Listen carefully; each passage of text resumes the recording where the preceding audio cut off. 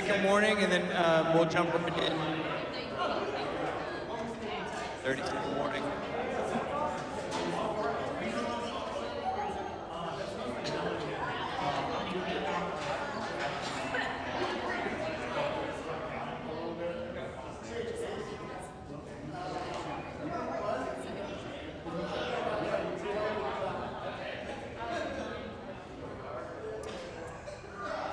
All right, we get these kids out of here. Hey, we're just hang tight for like a few more moments. I know church is usually like done after this and we just go crazy, but we're just hang on for 2 seconds. That's my fault. The kids being wound up, that's my fault. I fed them chocolate, and then I just get hyped in the kids ministry. So, sorry. Yeah, I know. I'm sorry. Sorry, John.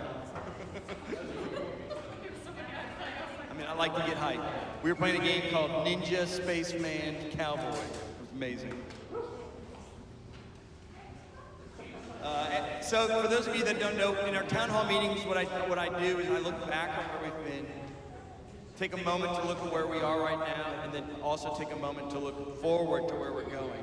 It's a really important thing in the life of our church. I don't like to make the church service a time to talk about money or anything like that. That's just not what I want to do. This is the time we're going to do that. So if you can just see where we've been, where we're going is on your paper that you got a handout. But I'm just going to speak for a brief moment. It's important to celebrate what's happened in the life of our church over the last few months since we've met as a town hall. And I, we've moved here, and it's been a huge blessing. The children's ministry, as you guys heard this morning, is back, and it's been really fun. It's been fun for me on the last Sunday of every month to teach. I love kids, and I love to interact with them and to teach them the faith. It's so much fun. The kids have added so much life to even on Sunday mornings and bouncing around off the walls, and I just love it. We've launched 3 community groups, 2 in person, 1 online. And I speak personally that my community group has been just really phenomenal. I probably haven't laughed that hard at our community group in a long time. I've also enjoyed getting to know better, and I've heard great reports of others as well. For those of you that don't know, Jackie Lester over here to my left, she is the one that puts together the bulletin. She's the one that put this together. She is just a phenomenal gift to our church. And so, Jackie, thank you for all the work you've done. It's just been a huge blessing. One of the things that I get to see that the rest of the church maybe doesn't always get to see is the progression of people in our Timothy program. For those of you that don't know, our Timothy program is a program that started to train young men to become ministers of the gospel. And Blake and Jordan Washington are our Timothy program participants. We as a church invest in their education, not only theologically, but also pastorally, emotionally, spiritually. And me, it's one of my greatest, I just love doing it. But what I've been so just blessed by is watching these men grow and mature, and to hear reports of the ways that they are maturing and growing and blessing the church. So what a gift that these guys have been to our church. One of the things that the Timothy program does that we've done in partnership with the other Presbyterian churches in town is created this next-gen cohort. So that's where you can see the little highlight next-gen cohort. We are actually doing like cooperative discipleship, mentorship with Jordan and Blake, but also with other guys in other churches.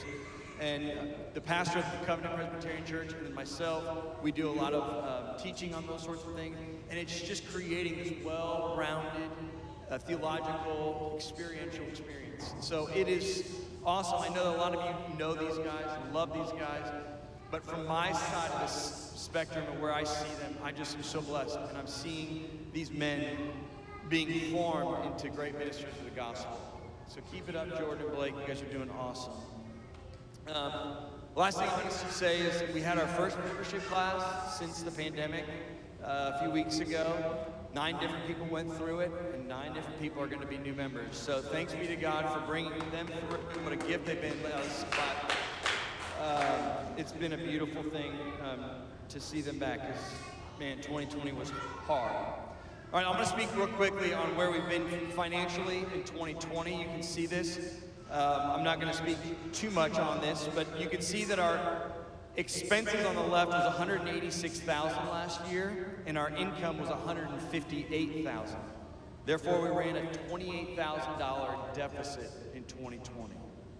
Now, there's a lot of reasons why this is the case. I did the numbers. We lost our 3 biggest givers last year. 3 biggest givers. But if I also look at it, we have people that are like just not giving their tithe or what they can. And so the numbers reveal something. And so this is a challenge to the church to consider who your Lord is. Is money your God? Is money the one you look to for comfort, life, and control? Or is it the Lord? I heard a pastor one time say, give me your checkbook and give me your calendar, and I can tell you who your God is. And so it is a challenge. It's a pastoral challenge to you. It's not trying to shame you, but it's just trying to tell you, where are you spending your money? We as a church will not survive with a $28,000 deficit for many years. It's just not, it's not the reality. And I don't have specific numbers, but I don't think we're anywhere close to every member in the church even tithing, just giving 10% of their income. So it is a challenge. And the challenge, of course, continues into this year. So you can see our budget this year is less than what we spent last year, for good reason. And you can see that our budget's $183,000. And in 2 months, we've only brought in $13,000. That's not going to get it done. So we have $70,000 in the bank right now. So we have run off. Like, we have the ability to, we're surviving, but we cannot continue this way. It's a challenge to those of you that are members of this church to continue to contribute and help support the worship work of the church. Now, why do I say that this is really important? Because congregationally speaking, where we are right now is deeply encouraging to me. It's deeply encouraging to me. The kids bouncing off the walls, the interactions that are taking place in community groups. I asked the 9 members, or we're going to receive these members next week, but I asked them, I said, will you just give me a word or two on how Central Hope has been a blessing? And I just want to share a few of their comments. I'm not going to call them out by name, but it's a testament to what's taking place right now in the life of the church. That what's taking place. So here's what it is. I've been blessed by Central Hope's consistent biblical teaching, worship service, and meaningful community group gatherings. This church has given me new biblical perspectives on grace, allowing myself to be loved by God and others, being vulnerable as a tool for personal transformation, and an encouragement to make my needs known to others. Here's another one. We have felt so known and loved in such a short amount of time. We're so thankful the Lord has brought us here. Central Hope has been a community of hope to remember the love of Jesus from his body. And then my favorite, and this I can call James out. James told me, I used to think I was really messed up, but then I came to Central Hope. Hey, way to go, church. I'm serious. Like, it's a beautiful thing what is taking place in our midst. To come and to hear your voices reverberating off these walls each and every Sunday. I mean, Kevin and I talk about it almost every week. We go, holy cow, this church can sing, and it's a blessing. And you guys are a blessing to one another, and you are a blessing to your neighbor. I don't want this to end. I don't want this to end. And the way we don't want it to end is we give. And then there's still so much more to be done. And this is what I want to speak to where we're going. Because it's one thing to support the budget we have. We want our budget to be more than this because we want to be able to do more. So let's take just a brief moment looking at where we're going. On the bottom, you can see what are we hoping in 10 years this church will be? Like, what's the vision that we have that this body becomes? And these are just some highlights on this. And it does give you a picture of like, how big do we want to be? Do we want to be like Rock Creek, where there's, like, huge? No. We want to be about 350 people average attendance 10 years from now. And the reason behind this is because we want to be loved and loved. And the bigger you get, the harder that becomes. So we want to be a church of means and of people because it's important to be big and growing and to support a budget and a ministry and the work of the church. But we want to be a relatively big church, not that big. Why else do I say this? Why don't we want to grow? Well, we want to grow, but we want to grow in different ways. So right under that 350 person, you'll see that we said we want to plant 4 churches.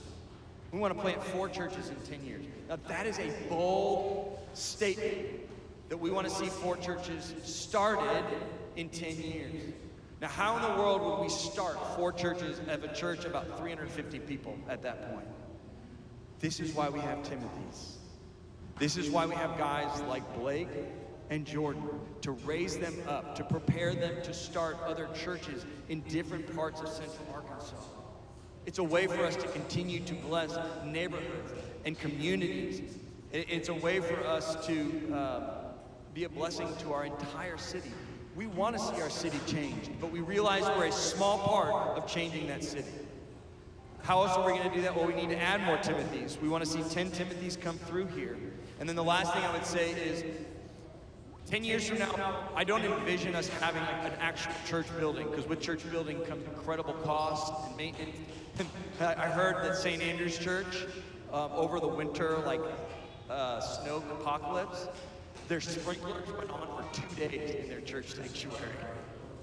And over $100,000 damage to the sprinklers. Like, that would kill us. That would literally wipe us out. We would have nothing. But we do desire to have a central ministry location, a place where we can gather youth groups, children's ministry stuff, gatherings, teachings, and those sorts of things. So that's 10 years. That's where we want to go in 10 years. Where do we want to go in 3 years? Well, we want to be 150 people. We want to have 4 ruling elders, meaning we want to have leaders from within this church that are helping guide and direct it. We want to add 2 more Timothys. We want to add another full-time employee and another part-time employee. This is where we want to go in 3 years. How are we going to get to the 3-year mark? Well, look at the 1 year. Where are we going in this year? It is my hope and prayer that we add another community group by year's end, which means that we continue to grow and we continue to make inroads in people's lives, that we put into practice what we're learning about in our community groups, loving our neighbors and inviting people into our communities. I hope that every member, every one of you that considers yourself to be a member, is serving on some sort of ministry team, whether that be welcoming people at the front door, setting up and tearing down, children's ministry, leading a community group, hosting a community group, something that everyone is contributing. I want us to grow in identifying projects and community-minded service projects that we can serve in. Because if I'm being honest, it's been very difficult to just bring food to Immerse right now. I want us to be out in the city serving. We're going to continue serving Immerse right now because it's a great resource to Immerse. But I want us to be looking to the city and serving in that way. And lastly is my hope that we're self-supporting by year's end. That we don't pull a deficit for this year, that we meet our $183,000 budget. I want next year for us to be putting up before you, hey, we have so many kids here, we've got to do something about this kids ministry.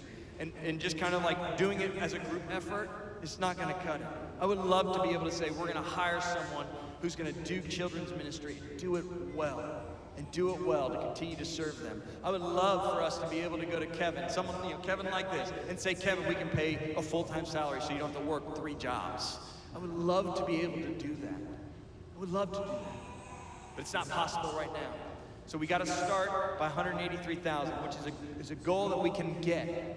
2 years ago, we brought in 192,000 as a church. So it's possible. But considering last year, it's definitely something we got to trust. So thank you guys. Any questions really for where we are, where we've been, where we're going? Any questions from y'all about the church?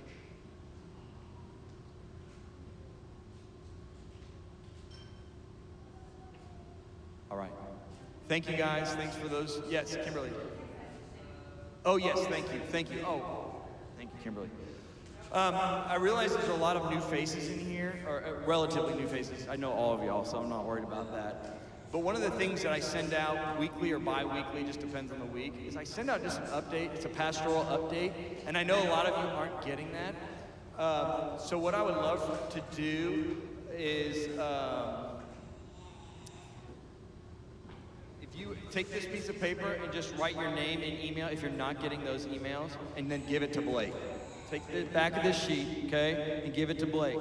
The second thing that I'd like for you to do, this is a way for us to do updates, is to text a number. This is so that you can be in the loop of what's going on. Like I prayed for John and Melissa and their baby who's struggling big right now. Like I want to make sure that you pray for them. So if you would just text loop, L-O-O-P, L-O-O-P, loop to this number, 501-417-2217. This will keep you in the loop of what's going on in the life of our church. 501-417-2217. 417-2217. That'll keep you in the loop of what's going on in the life of our church. Write your email down on the back of that paper. If you have a pen, give it to Blake so that you can keep it in the loop.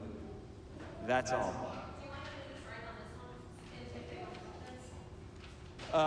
In fact, I think it'll be easier if just everyone has it and just gives it to Blake, and then he can go through it. Yeah. Oh, that's true. That's what I was thinking. But maybe not. Maybe you guys just take this. All right. If there's no more questions, thank you guys. Talk to you later.